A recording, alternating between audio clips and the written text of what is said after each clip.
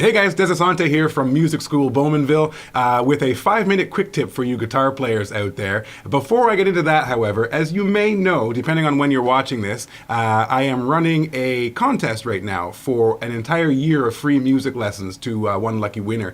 If you want to enter the contest, I'm going to post the link in the comments below. It's free to enter. Just pop in your email address. That'll give you some entries into the contest. And if you want to dramatically improve your chances of winning, you share the contest, and anyone who jumps in the contest because of your shared link gets you additional entries into the contest. Also, there's a few other ways that you can get additional entries, liking the Facebook page, coming back to the contest page, and checking in every day will get you a couple additional entries. So, like I said, one lucky winner is going to get free music lessons for an entire year here at Music School in Bowmanville.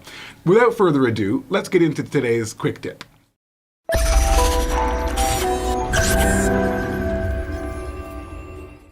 Today, this is a simple exercise that I still practice all the time when I play my guitar. It's simple in that it's not complicated, but that doesn't necessarily mean it's easy. The purpose of it is to develop proper technique so that you can have a fluid and relaxed and quick movement around the fingerboard. If you're either moving from chord to chord or playing lead guitar lines, melodies on the instrument, and being able to slowly and steadily increase your speed option so that if you want to play a fast lick, which you don't always have to, that you have the capability to do so. So let's get into it right now. It's very simple. What I like to do is I like to start at 5th fret with my first finger, so that puts my hand in 5th position. Now the thing you want to be aware of, all we're going to do is we're going to play a note with each finger on each string.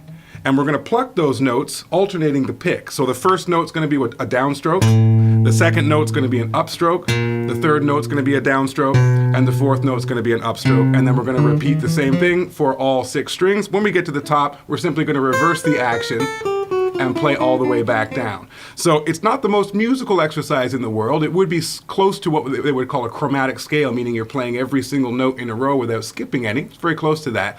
But it is definitely one of the most beneficial exercises that I've worked on personally, and I've taught many, many students in order to get that facility around the fingerboard. Let me play it for you one time through first.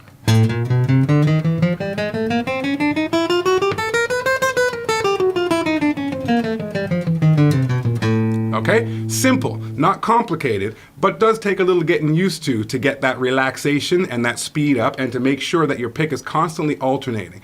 So there's a couple of reasons why we do this exercise. One, let's talk about the right hand. When you have your pick alternating down and up, it allows you to play literally twice as fast as you could if you played all downstrokes. If I play down, down, down, down, okay, I'll peak out at a certain speed. Now, if in order for me to play down and then down again, I have to bring my pick back up.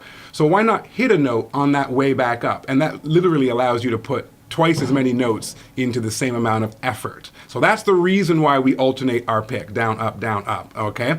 On the left hand, what we're trying to establish here is proper hand position, proper technique. You'll notice a couple of things about my hand position. One, my fingers are hovering over top of the frets that they are going to be responsible for. You want to try to avoid this when I play that finger 1. Now, by the time I need to play that pinky note, which is right here on the 8th fret, look how far away my pinky is from that note. It's going to take me time, and I'm going to have to then change my hand position in order to reach that note. Anytime you add an additional movement, you're adding muscular power, you're adding extra energy. It's going to not allow you to play as relaxed, and it's going to have an impact on your overall speed. So we want to try to maintain this hand position. In fact, you can just press down all 4 frets, all 4 fingers, and that establishes pretty much the hand position that I'm talking about. Okay? If you have trouble keeping your pinky out here, as many people do, what you might consider doing is anchoring it. Put it on the next string. So I'm on the 5th string, and I'm going to press that note down, while up on the 6th string, I'm going to play 1, 2, 3, 1, 2, 3, 1, 2, 3, without moving that pinky note. That's a good way to train the hand to stay up this way. Okay? The other thing you want to make sure your wrist is straight. If you want to play like a rock and roll star, like Nirvana or something, with your guitar way down by your knees, what that's doing is putting your wrist in this this position, which puts a lot of unnecessary strain on the tendons in here, and you're going to end up with repetitive stress disorders that are painful and will probably have an impact on your ability to even play. So try to keep your wrist flat this way, under the guitar, fingers curved, over the frets that they're responsible for, and start slowly and evenly and try to keep the rhythm steady. 1, 2, 3, 4. Okay? I recommend working to a metronome so that you know you're being nice and steady. The other thing that's nice about a metronome is that it gives you an opportunity to see a numeric value as to how much faster you've gotten. If you could play 60 beats a minute this week and next week you can play 70 beats a minute, you know exactly how much faster you've gotten, and that can be very encouraging. So once again, I'll play it for you forward and back, and that will be today's 5-minute quick tip for you guitar players out there.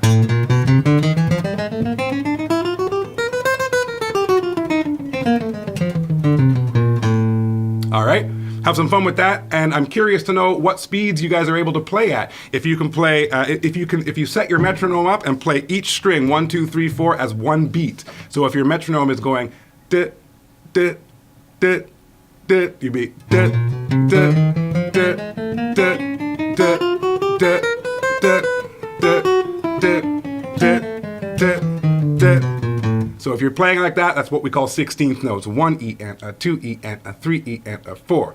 So put the metronome on, find out what number you can play that comfortably and smoothly at, and post it in the comments if you want to. I'm curious to see what kind of speeds we got out there. All right? So once again, click the link below in the comments if you want to enter for free to win an entire year of free music lessons here at Music School. And otherwise, we'll see you on the next quick tip.